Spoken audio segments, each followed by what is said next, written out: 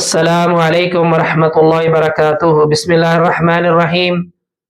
معزز سامعین و حضرات، اللہ احکم الحاکمین کسی قوم کو یوں ہی تباہ و برباد نہیں کرتے، یوں ہی ان کو صفا ہستی سے نہیں مٹا دیتے۔ اللہ پاک پہلے ان میں اپنے پیغمبر رسولوں کو بھیجا کرتے ہیں۔ یہ اللہ کا قانون ہے، اللہ کا نظام ہے۔ پہلے ان کو سمجھایا جاتا ہے، پہلے ان کو دعوت دی جاتی ہے۔ اگر وہ دعوت سے انکار کر دے، اگر وہ نبیوں کی باتوں کو نہ مانے، تو پھر اللہ کی ان کے اوپر پکڑ آتی ہے۔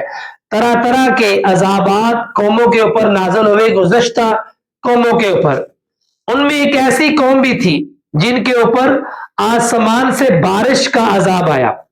اس قوم کو جب اس نبی نے ان کو دعوت دی، نبی کا نام حضرت شعیب علیہ السلام ہے، یعنی حضرت شعیب علیہ السلام کی جو قوم تھی جن کی طرف ان کو بھیجا گیا، جب انہوں نے ان کو دین کی دعوت دی، جب انہوں نے ان کو اللہ کی طرف بلایا تو مانا نہیں۔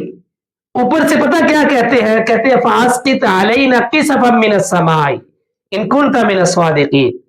آپ ایسے کریں، اگر آپ سچے نبی ہیں اللہ کے، تو ہمارے اوپر آسمان کا کوئی ٹکڑا گرا دے۔ اللہ اکبر! کتنا ان کے اندر یہ تکبر، غمنڈ اور غرور تھا۔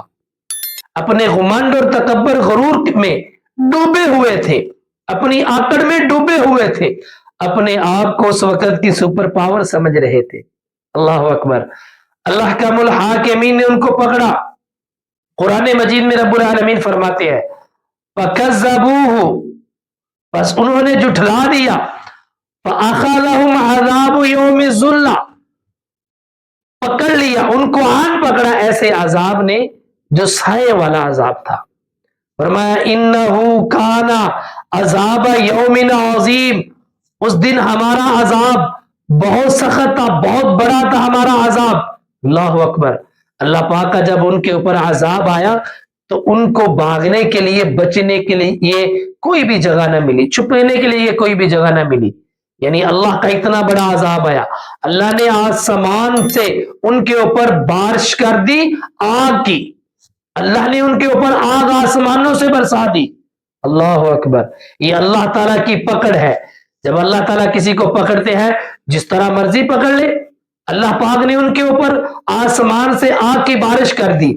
آج بھی کہتے ہیں کہ امریکہ میں بھی، لاس اینجلس میں آگ کی بارش ہی ہو رہی ہے، ہر طرف آگ ہی آگ ہے۔ اللہ اکبر! تو اللہ پاک جس قوم کو جس طرح چاہے تباہ و برباد کر دے۔ اللہ کا الحاکمین سے دعا ہے کہ اللہ پاک ہمیں صحیح معنوں میں قرآن اور سنت کے اوپر عمل کرنے والا بنائے۔